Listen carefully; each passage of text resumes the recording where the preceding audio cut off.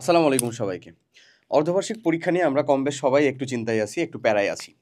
যাদের কিছুটা পড়াশোনা হইছে তাদেরও, যাদের কিছুটা পড়াশোনা হয়নি তাদেরও। সে ক্লাস 6 হোক, ক্লাস 7 হোক, ক্লাস 9 হোক, ক্লাস 10 হোক, যেই ক্লাসেরই হোক না কেন, কাইন্ড অফ একটু বলতে পারো যে ভাই যারা বড় ক্লাসে তাদের একটু চিন্তাটা বেশি, যারা ছোট ক্লাসে তাদের একটু চিন্তাটা কম।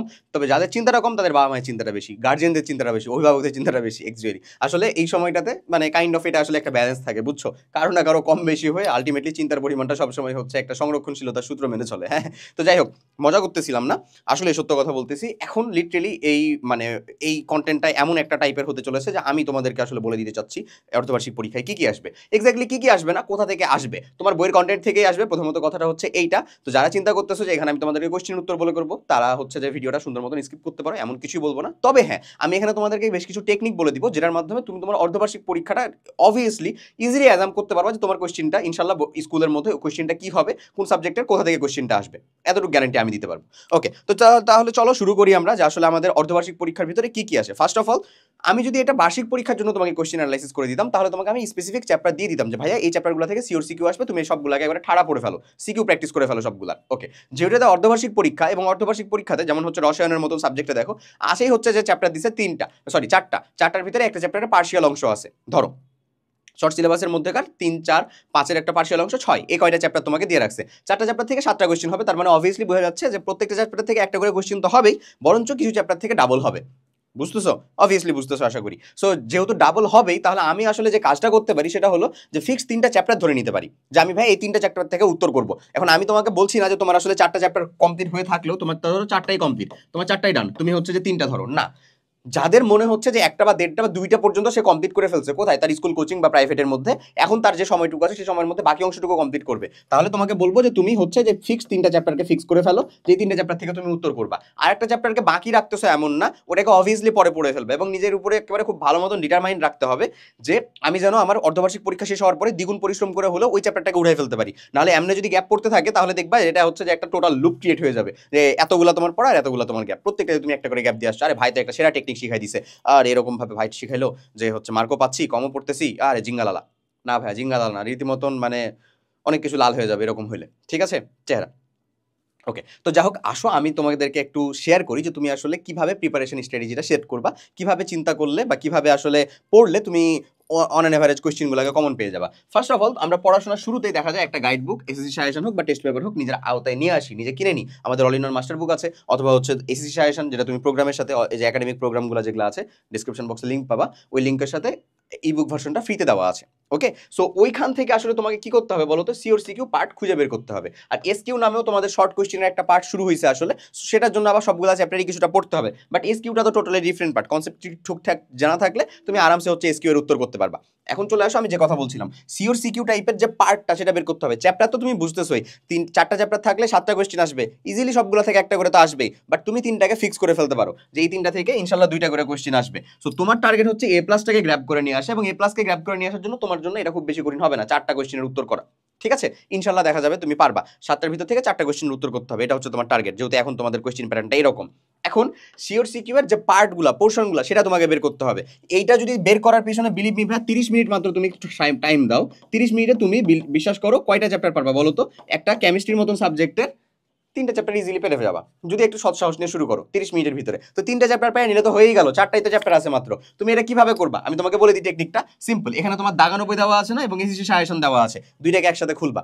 দাগানো বই মানে হচ্ছে যে চ্যাপ্টারগুলো তোমার আছে ওই চ্যাপ্টারগুলো থেকে দাগানো যে পোর্শনগুলো, একটা চ্যাপ্টারের মূল বই বা বোর্ড বই হচ্ছে সর্বোৎকৃষ্ট আমাদের কন্টেন্ট, বাট বইয়ের সবকিছু গুরুত্বপূর্ণ না। তো স্পেসিফিক কোন কোন জায়গাগুলো গুরুত্বপূর্ণ সেগুলোকে আমরা ফিক্স করে ফেলবো। কোথায় ফিক্স করে ফেলবো? ওই এসএসসি সাজেশনের উপর ভিত্তি করে, দাগানো যে পার্টগুলো সেটার উপর ভিত্তি করে। কারণ এসএসসি সাজেশনে আমরা দেখতে পাই যে বোর্ড কোয়েশ্চেন কোন জায়গাগুলো থেকে রিপিটেডলি আসছে। বোর্ড কোয়েশ্চেন তো কোন স্কুলের টিচাররাই করছে, তোমার স্কুলে তো সেটার ব্যতিক্রম না। অবভিয়াসলি ওই পার্সনগুলো থেকে দেখবা যে তুমি তোমার কোয়েশ্চেনটা রিপিটেডলি পাচ্ছ।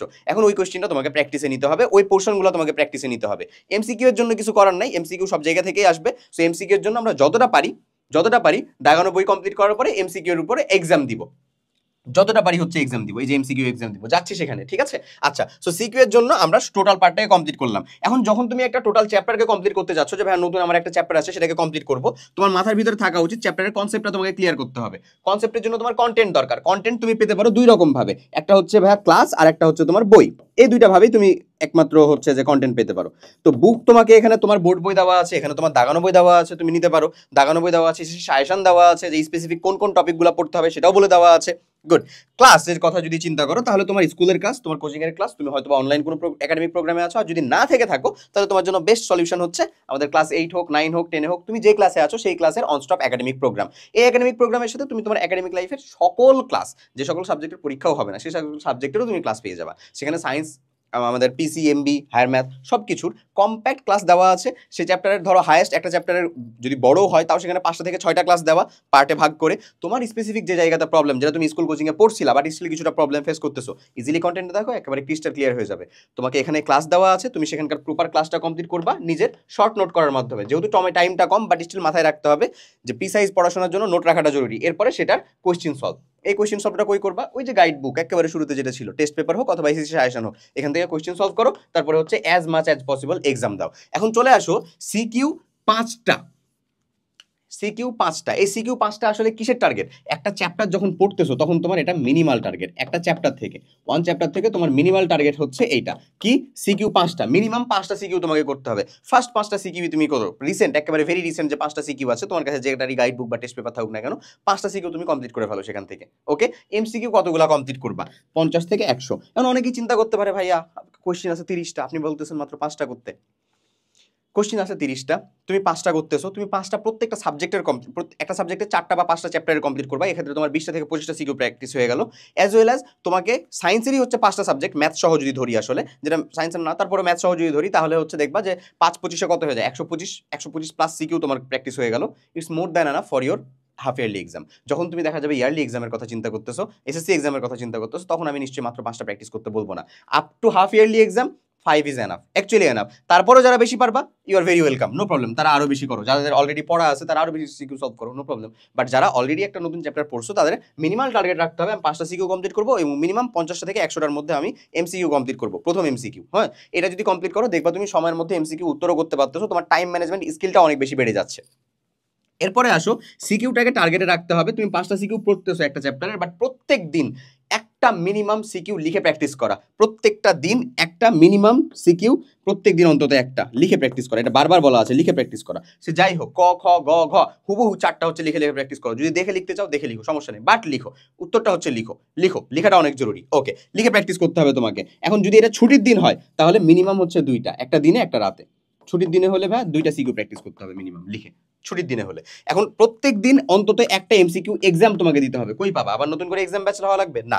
এই অনস্টপ একাডেমিক প্রোগ্রাম সব কিছুর সলিউশন। এখানে দেখো আমাদের বোর্ড স্ট্যান্ডার্ড এক্সাম দেওয়া আছে, আর 9, 8, 6, 7 এগুলোতে স্কুল স্ট্যান্ডার্ড এক্সাম দেওয়া আছে। যেহেতু তোমরা স্কুলে আছো, স্কুল স্ট্যান্ডার্ড এক্সাম দেওয়া আছে। চ্যাপ্টার ওয়াইজ, সাবজেক্ট ওয়াইজ তুমি এমসিকিউ এক্সাম দিতে পারবা। সো তুমি এমসিকিউ এক্সামগুলো প্রত্যেক দিন মিনিমাম একটা দিবা তোমার রেগুলার লাইফে, আর যদি ছুটি থাকে তাহলে মিনিমাম 2টাতে তোমাকে অ্যাপিয়ার করতে হবে।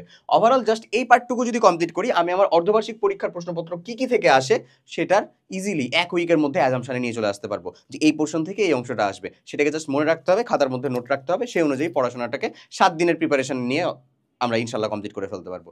তো আশা করি তুমি বুঝতে পারছো যে অর্ধবার্ষিক পরীক্ষার প্রশ্নপত্র বা অর্ধবার্ষিক পরীক্ষার প্রশ্ন থেকে শুরু করে কোথা থেকে আসে, কোন জায়গাগুলো এটার প্রশ্ন তৈরি করার হটস্পট, এবং কোন টেকনিকগুলো ফলো করলে আমরা ইজিলি অ্যাজাম করে ফেলতে পারবো যে কোন জায়গাগুলো থেকে পোর্শন থেকে প্রশ্ন হবে, এবং সেই অনুযায়ী প্র্যাকটিস করে নিজের লাইফে ইমপ্লিমেন্ট করে খুব সহজে আশা করি এখান থেকে একটা ভালো মার্ক উঠে নিয়ে আসতে পারবো।